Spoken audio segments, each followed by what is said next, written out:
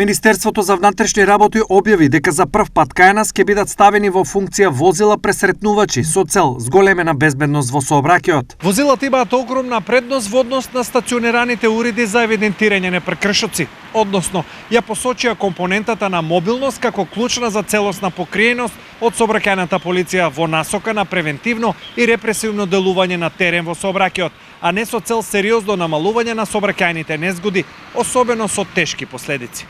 Системот Полкам е незаменлив при документирање на сообраќајни прекршоци, како што се минување на црвено светло, возење со поголема брзина од дозволената, непрописно пристигнување и други прекршоци, а брзината на движење на возилата може да се мери на фиксна и променлива оддалеченост од возилата.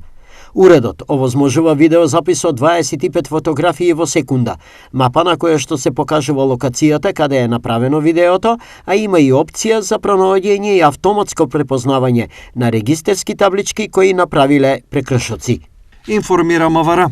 Интегрираните уреди се од полската компанија Полкам, кои преку поставени камери со висока револуција на предниот и задниот дел од возилото во денски и ноќни услови и во движење бележат видеозаписи од сторените прекршоци.